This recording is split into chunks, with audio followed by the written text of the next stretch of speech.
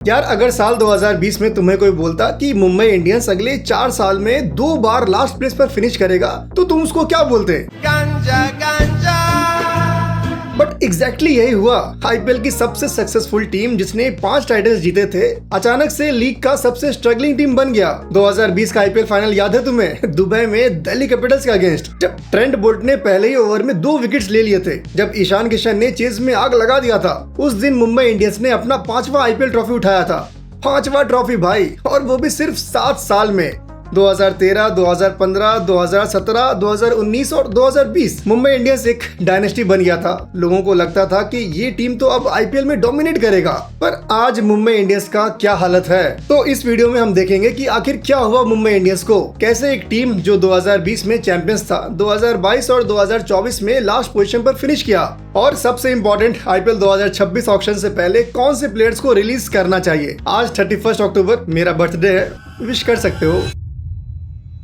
पहले बात करते हैं उस वक्त की जब मुंबई इंडियंस का नाम सुनते ही अपोजिशन टीम्स को डर लगता था। 2013 से 2020 तक सिर्फ 7 साल में 5 आईपीएल टाइटल्स जीतना कोई जोक नहीं है यार, ये प्योर डोमिनेशन था। सब कुछ स्टार्ट हुआ 24 अप्रैल 2013 को, जब रिकी पॉन्टिंग कैप्टन थे और टीम 6 मैचेस में से 3 हार गया था। तब मिड सीजन में रोहित शर्मा को कैप्टनसी दिया गया और गेस व्हाट, उस साल ही मुंबई ने अपना पहला आईपीएल टाइटल जीत लिया। सीएसके को फाइनल्स में 23 रन से हरा दिया और यहीं से शुरू हुआ वो गोल्डन एरा जो क्रिकेट हिस्ट्री में हमेशा याद रहेगा।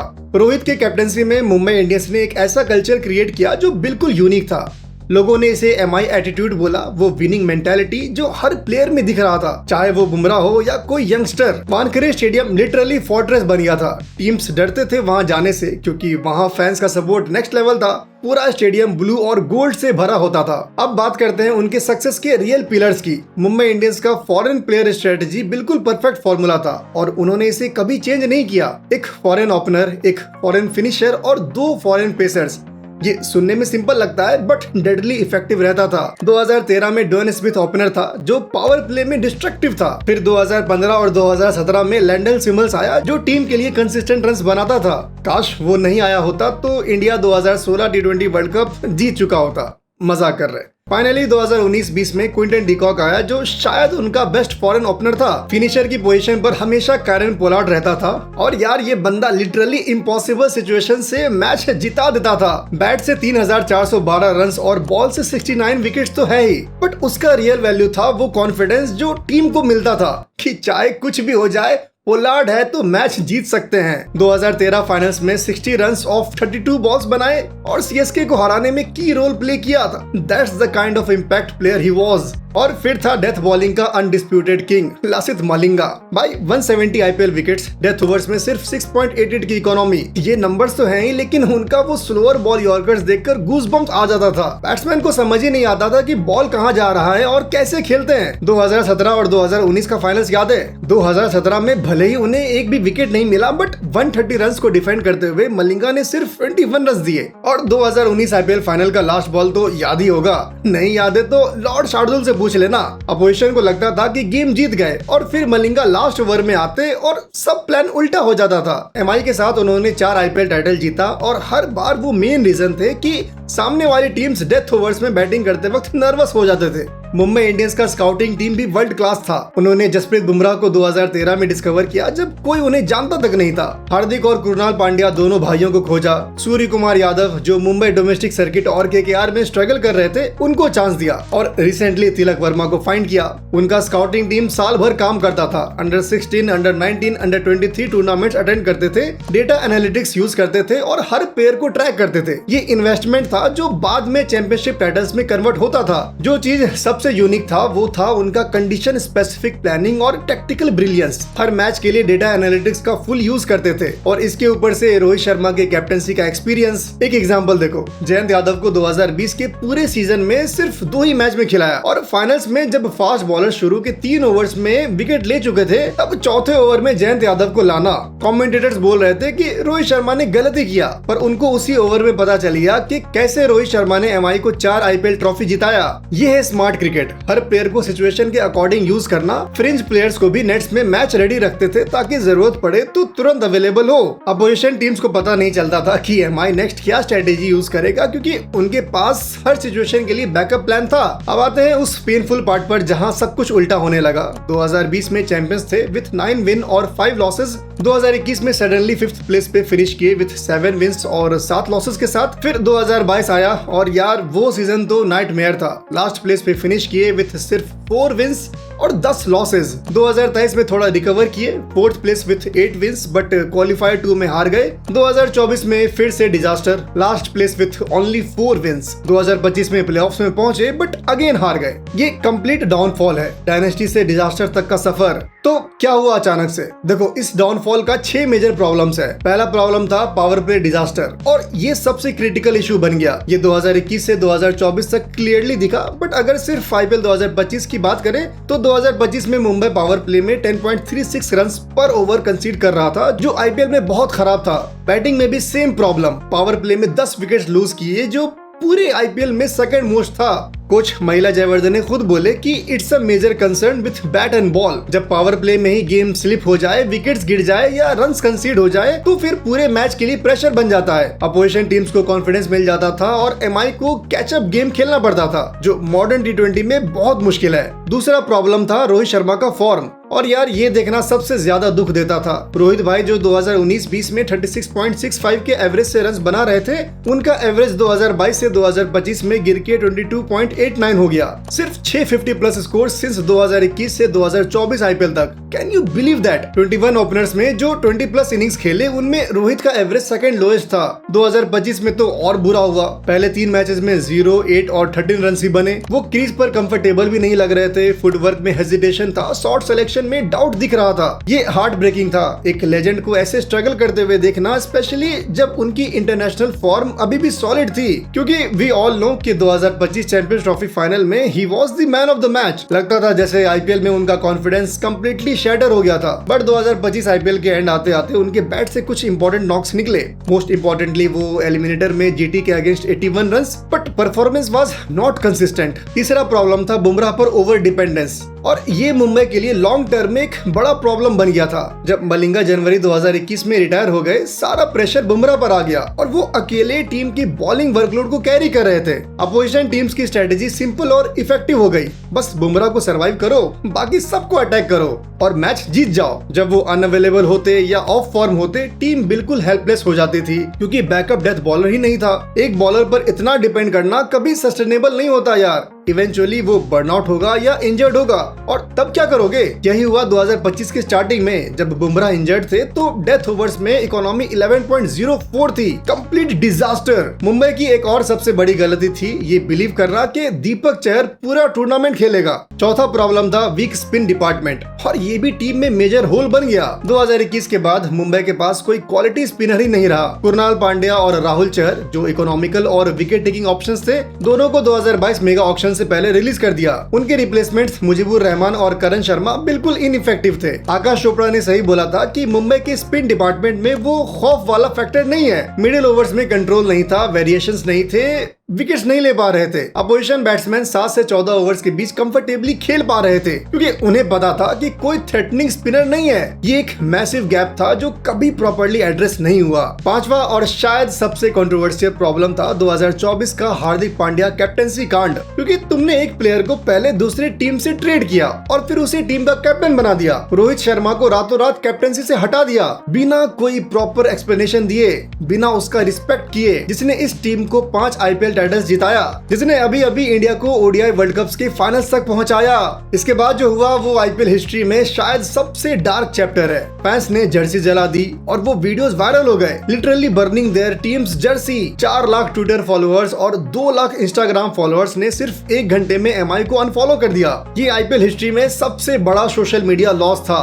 #ShameOnMI ट्रेंड कर रहा था। वानखेड़े स्टेडियम में जब हार्दिक फील्डिंग कर रहे थे तो फैंस ने कंटिन्यूअसली बू किया, रोहित शर्मा चैंट्स होते रहे। ये पहली बार हुआ था कि एक इंडियन क्रिकेटर को इतना बैकलैश फेस करना पड़ा, और वो भी अपने ही होम ग्राउंड पर। ड्रेसिंग रूम में भी प्रॉब्लम्स स्टार्ट हो गए। रिपोर्ट्स आए कि सीनियर प्लेयर्स बुमराह, स्काई और कुछ कोचेस कैप्टेंसी के डिसीजन से खुश नहीं थे। टीम यूनिटी जो एमआई का यूएसपी था वो कंप्लीटली बिखर गया था। रिजल्ट देखो तो समझ आ जाएगा। 2024 में last place finish with only 4 wins. छठा प्रॉब्लम था मिडिल ऑर्डर इनकंसिस्टेंसी और बैटिंग डेप्थ का एब्सेंस। तिलक वर्मा जो इंटरनेशनल क्रिकेट में फायर कर रहा था, उसकी आईपीएल में फॉर्म बिल्कुल नहीं दिख रहा था। 2025 में एलएसजी के अगेंस्ट जब 204 का टारगेट चेस करना था, उसने 23 बॉल्स में सिर्फ 25 रन बनाया और फिर रिटायर्ड आउट कर दिया गया। Imagine the frustration. Middle order में कोई रिलायबल पार्टनरशिप नहीं बन रहा था। जब टॉप ऑर्डर फेल होता था तो पूरी बैटिंग कोलैप्स हो जाता था, क्योंकि ऐसा कोई बैट्समैन नहीं था जो प्रेशर हैंडल कर सके। डेप्थ नहीं था यार, बेंच स्ट्रेंथ खत्म हो गया था और अपोजिशन को पता था